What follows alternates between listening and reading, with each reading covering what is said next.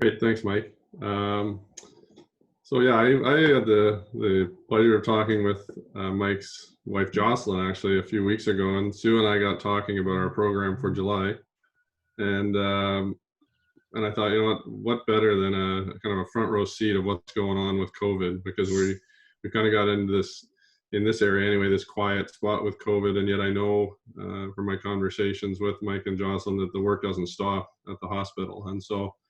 Uh, Mike's a local guy. He grew up in Meaford. He went to the University of Guelph and then on to U of T in Queens to finish his medical residency. Mike's married to Jocelyn with two teen daughters and has lived all over the place, Bar Harbor, Maine, Ecuador, the Marshall Islands, Midland, and then in Collingwood for the last 14 years. Mike's very involved in the community, and it's where I came across him again. He's involved with the Girls Hockey Association, the Minor Hockey Association as a coach. He's been with E3. He's up at the Nordic Highlands as a coach. So just very involved in the community. And so I've just asked Mike to tell us a little bit about what's going on up at the General and Marine during COVID. So Mike, over to you. Sure. Thanks, John. So, I guess the thing that I would say that is obvious is that just like for the rest of us, my work life has changed a lot. Specifically at the hospital, the biggest changes have focused around trying to keep the hospital COVID free. So not only have there been restrictions for family visitors, even the testing that is done, much less routine testing. In mid-March, we basically restricted the number of physicians that could go in. And instead of there being 40 to 45 physicians going in and out each day during the week, there's now probably about 10 or 12.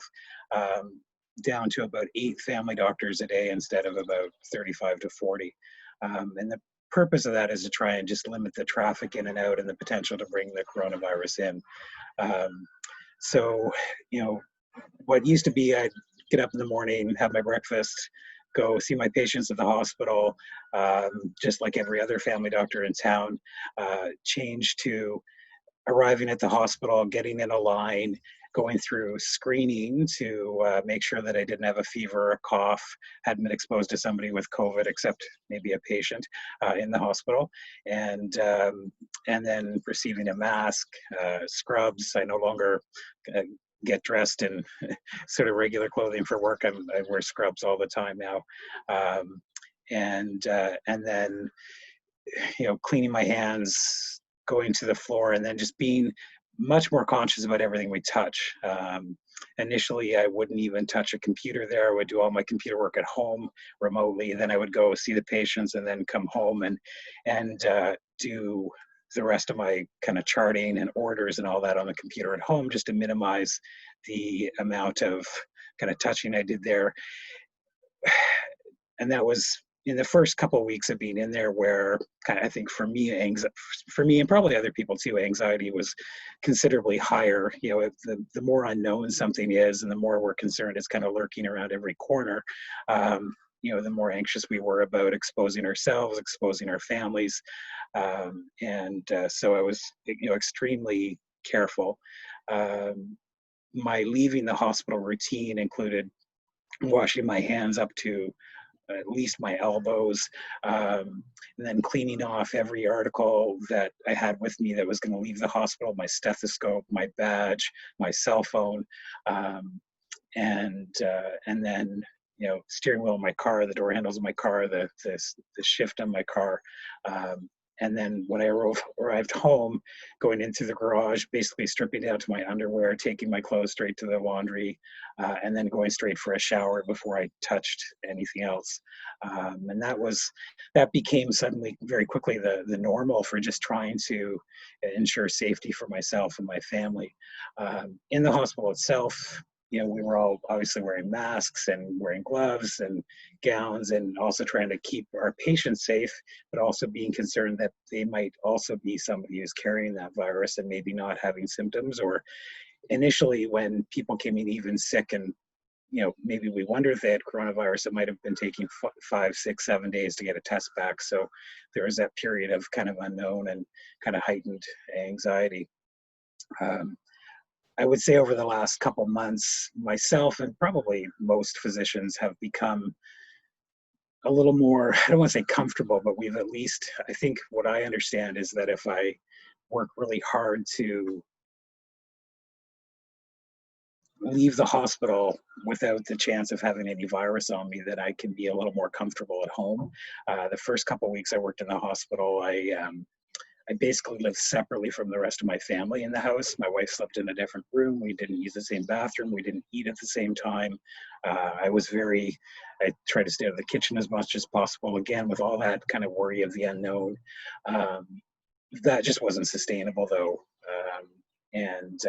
Over the last couple months, I've just worked really hard. When I feel like if I leave the hospital door without the virus on me, then I can be a little more comfortable at home. In the hospital itself, the big changes initially were that it was really quiet. The emergency department was super quiet. Our bed capacity, we probably only had half the inpatients that we normally would, because people were literally staying away from the hospital. Ironically, it was probably the safest place in town, much safer than the grocery stores or the liquor store or other places around town. But over the last 6 weeks or so, things have picked up, and I know on Monday we were actually at just a little over 100% bed capacity, because people continue to get sick with all the other things. We've thankfully had very little coronavirus and very few inpatients with it, and very few staff get infected, but people still have all the other medical problems that they've always had. And after people staying away for a while and it being quiet, then we kind of went the other way, and it became very busy when people just couldn't hold out any longer and started to turn up at the hospital. But I would say that in general, I think we've kind of figured out a kind of a rhythm or a routine, and I think we're doing our best to take good care of patients at the hospital, with ensuring as best we can their safety, our safety, the rest of the staff's safety. We're not back to kind of 100% normalcy, and I'm not sure kind of when and if that will happen, but the hospital is providing more routine imaging and other services. From a family doctor point of view, we're now in teams of 4 to 6. So you go in for a week every 4 to 6 weeks based on the size of your team, and you look after that group's patients. When I'm finished here, I'm going to go in and see some patients for myself and 3 of my other colleagues.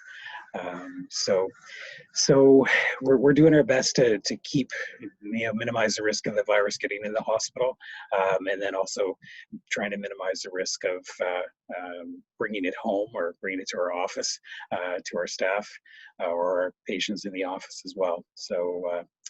But I would say overall, I think we're doing a good job, and it's become a little more comfortable. The first month or so was stressful, as we weren't sure what was coming, and it was all very new and kind of how to manage it. But I think we've adapted well, and things are going pretty smoothly at the hospital. So. Mike, can you speak to what's quietly happened over at the Legion? Yeah. So watching things going on around the world and seeing other hospitals getting overwhelmed. There was a group led by Brian Rakowski who has set up the potential for a field hospital at the Legion. So it would be primarily for people who had the coronavirus and were recovering but weren't ready to go home, or people who had the coronavirus and were not going to survive, is kind of the plan. So the Legion has been outfitted, or is ready to be outfitted for that. Thankfully, we haven't had that need yet. There was a tour of the facility last week. I was on vacation, so I missed it, but I know they're basically ready if we need it. And there's a group of physicians, including myself, that will kind of pitch in and help out there if the need arises. But our hope, obviously, is that we don't have that need. Great, thank you. So Mike's got to get off to work, but if we have time for a couple of questions, then you can unmute yourself and then fire away. Yeah, I'm happy to answer any questions anyone has. Yeah. Sorry, my wife was just asking me a question. Okay. Well, I have a question. Sure. Yes. Hi, Mike. I was wondering how many people are showing up for testing, and has that changed over the weeks? So we were testing the last time I looked. I've been on vacation the last couple weeks and I haven't kept track of the numbers, but the testing facility was testing about 30 to 50 people a day. Back in April and May, they were running 7 days a week and they were pretty full. I know in June they actually shut down the weekends because people just weren't coming, but they have the potential to open back up again. So I think we could do, you know, in the clinic itself, down at the Erie Street Medical Building, they could do somewhere between 200 and 350 a day if people came in for it. Now the emergency department also tests anyone they're suspicious about, and every inpatient who gets admitted gets tested as well. So that's a whole other group in the community that are getting tested.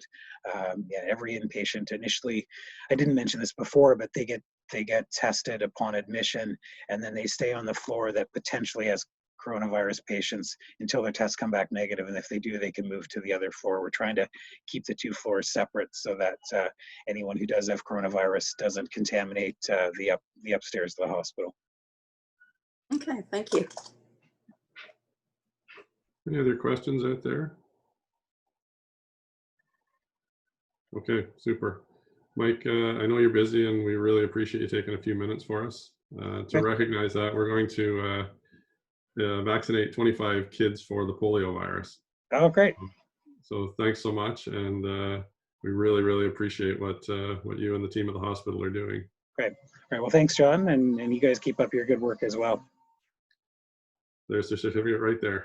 Okay. All right. That's awesome. Great. Thank you. Great. Thanks, Mike. Okay. Okay. Bye-bye. Bye.